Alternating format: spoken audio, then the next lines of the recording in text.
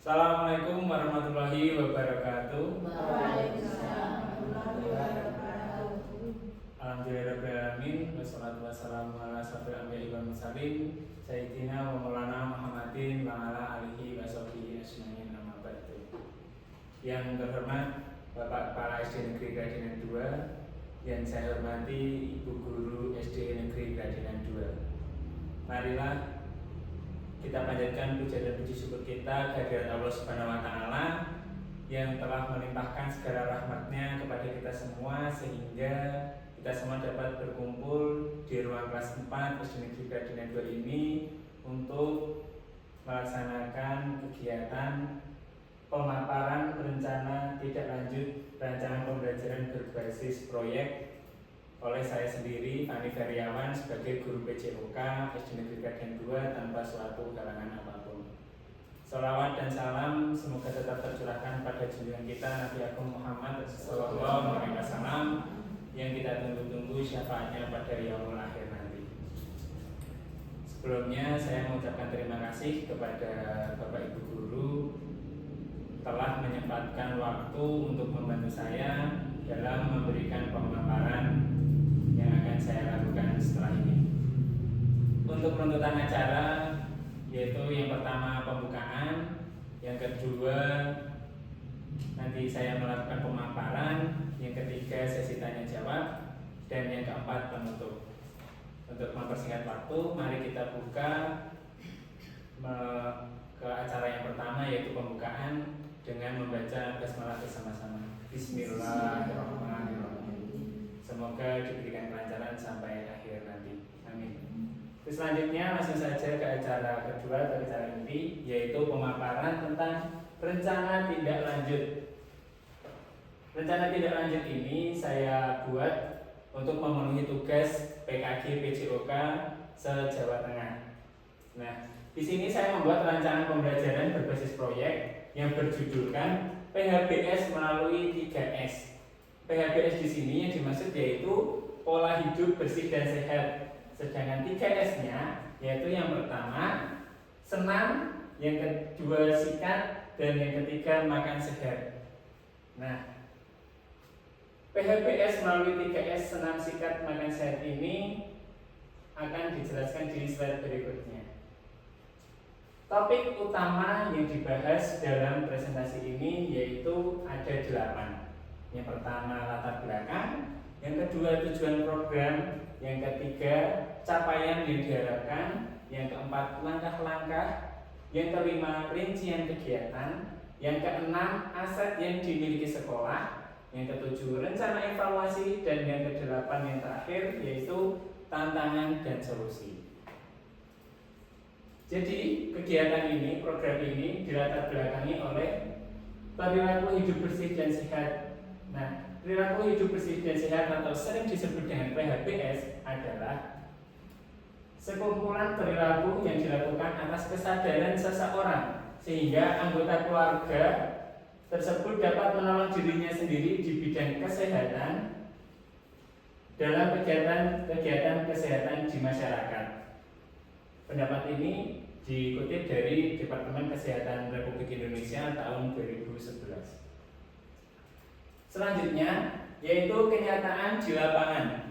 Kenyataan di lapangan khususnya di SD Negeri Gradinan 2, PHBS masih belum sepenuhnya dilakukan secara maksimal. Sebagai contoh, masih banyak siswa SD Negeri Gradinan 2 yang masih belum melakukan seperti kegiatan mencuci tangan dengan bersih dengan runtutan yang ada. Selain itu juga masih banyak peserta didik yang belum melakukan sikat gigi dengan rutin. Hal tersebut dapat dilihat dari monitoring dari Puskesmas minggu lalu bahwa masih ada beberapa peserta didik SD Negeri Gradinan 2 yang masih memiliki rujukan untuk cek periksa kesehatan gigi anak. Selanjutnya, aktivitas senam. Aktivitas senam merupakan salah satu alternatif yang dapat dilakukan warga sekolah SD Negeri Gradinan 2 untuk meningkatkan kebugaran jasmani. Kenapa senam itu penting? Karena senam itu adalah salah satu aktivitas untuk meningkatkan kebugaran tubuh kita. Ya, Sehingga berdasarkan latar belakang di atas, saya sebagai guru Mapol PJOK akan merencanakan kegiatan yang dapat memberikan dampak positif bagi seluruh warga SD Negeri Baden 2, yaitu melalui pembelajaran berbasis proyek pola hidup bersih dan sehat melalui 3S, senam, sikat, sehat. Selanjutnya yaitu tujuan program ini. Tujuan program tersebut terdapat 4 tujuan. Yang pertama yaitu menerapkan pola hidup sehat melalui cuci tangan yang baik dan benar. Yang kedua, menerapkan pola hidup bersih dan sehat di sekolah melalui gosok gigi. Yang ketiga, menerapkan pola hidup bersih dan sehat melalui makan makanan sehat. Yang keempat yaitu meningkatkan kebugaran jasmani seluruh warga SD Negeri Baden 2 melalui senam sehat. Dari tujuan yang tadi disusun, tentunya saya berharap untuk tujuan tersebut agar tercapai.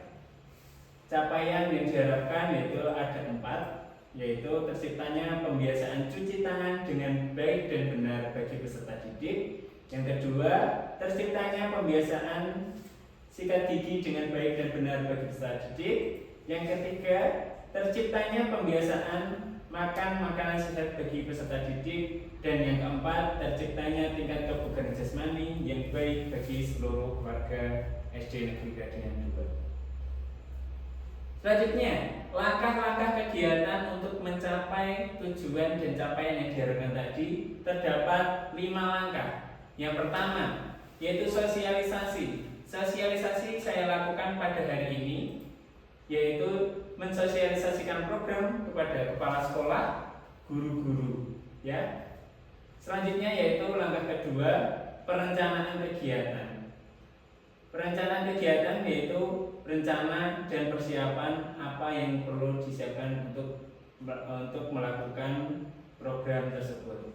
Yang ketiga yaitu pembentukan struktur program, nanti kita susun kepanitiaan program tersebut. Dan yang keempat yaitu pelaksanaan.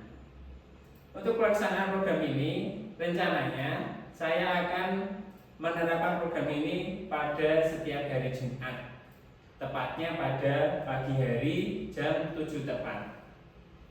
Untuk langkah yang terakhir yang kelima yaitu refleksi dan evaluasi. Merefleksi kegiatan program tersebut, mengevaluasi kegiatan tersebut, bagaimana persiapan pelaksanaan hingga kegiatan selesai, apakah perlu perbaikan atau tambahan dari masukan guru-guru yang lain.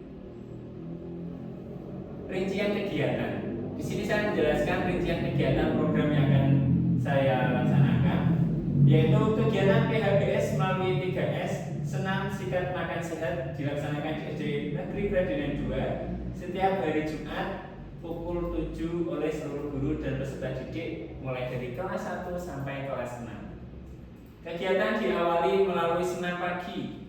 Senam pagi dimulai nanti pukul 7. Setelah senam dilaksanakan, nanti wali kelas masing-masing mendampingi murid-murid setiap kelasnya untuk kembali ke depan kelasnya masing-masing melakukan cuci tangan terlebih dahulu. Melakukan cuci tangan dengan step by step yang baik dan benar, agar nantinya menjadikan kebiasaan bagi peserta didik bagaimana cuci tangan yang baik dan benar.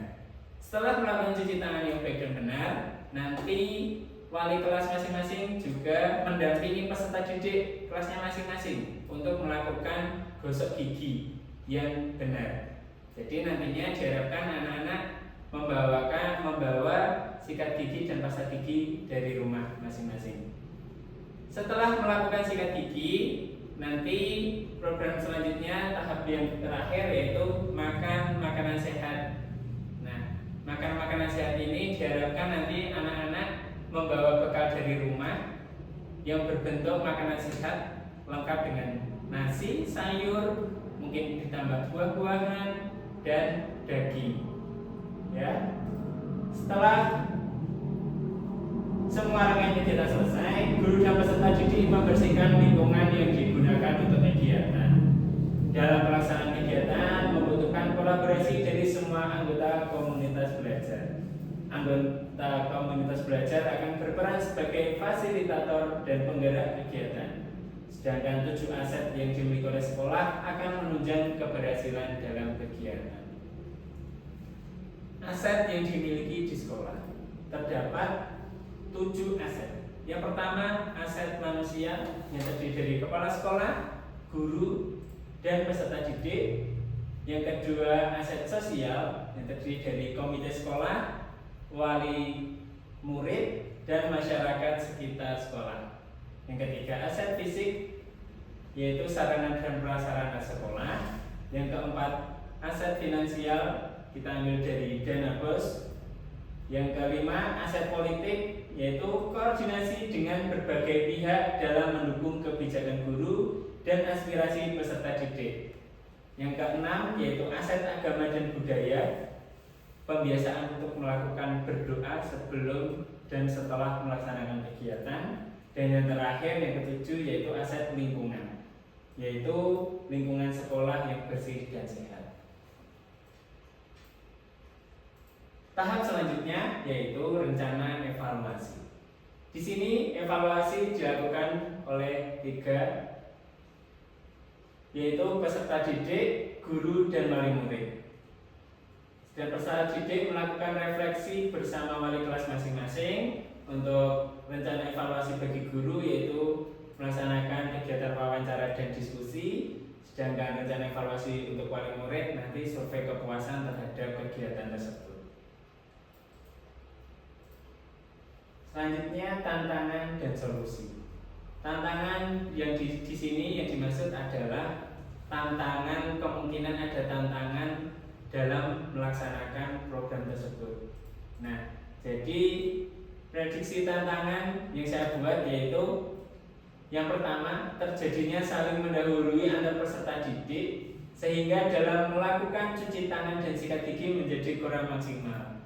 Ini sudah menjadi karakteristik peserta didik usia SD. Ketika dalam melakukan sebuah kegiatan itu pastinya sering cepat-cepatan. Nah, ini mungkin akan menjadi tantangan ke depannya. Untuk yang kedua, kurang minatnya peserta didik terhadap aktivitas senam. Sedangkan yang ketiga, yaitu peserta didik lebih menyukai jajanan junk food atau makanan-makanan jajanan di luar daripada makanan-makanan sehat. Tentu ketika saya sudah memprediksi tantangan yang ada nantinya, saya juga sudah membuat solusinya. Yang pertama yaitu nanti untuk mengatasi tantangan yang pertama, wali kelas masing-masing mendampingi setiap kegiatannya agar dalam pelaksanaan kegiatan tetap kondusif. Yang kedua yaitu memberikan materi senam yang bervariasi sehingga aktivitas senamnya lebih menarik. Tidak hanya aktivitas senam PGRI ataupun hanya senam pramuka, nanti mungkin kedepannya akan ditambah lagi senam-senam yang lebih variatif. Dan yang terakhir yaitu memberikan penyuluhan terhadap wali murid apa itu makanan sehat, agar nantinya bekal makanan yang dibawa oleh peserta didik itu tidak hanya sekedar bekal saja, karena kebiasaannya menunya hanya nasi dengan lauk telur atau dengan lauk mie bahkan, atau ada yang hanya nasi dengan nugget dan saus. Nah, itu kita perlu mensosialisasikan lagi kepada wali murid agar makanannya berbentuk makanan-makanan sehat. Terima kasih. Itu adalah pemaparan program kegiatan yang akan saya buat ke depannya. Untuk sesi selanjutnya yaitu sesi tanya jawab, mungkin masih ada pemaparan yang masih belum jelas. Jika tidak ada, mungkin nanti akan kita diskusikan lagi setelah pemaparan ini selesai. Lanjut ke acara yang terakhir yaitu penutup. Sebelum saya tutup, saya sekali lagi mengucapkan terima kasih kepada Bapak Ibu Guru telah meluangkan waktunya. Apabila saya ada kesalahan, saya mohon maaf. Mari kita akhiri acara pada siang hari ini dengan membaca bacaan hamdalah bersama-sama. Alhamdulillahirabbil alamin. Terima kasih. Wassalamualaikum warahmatullahi wabarakatuh.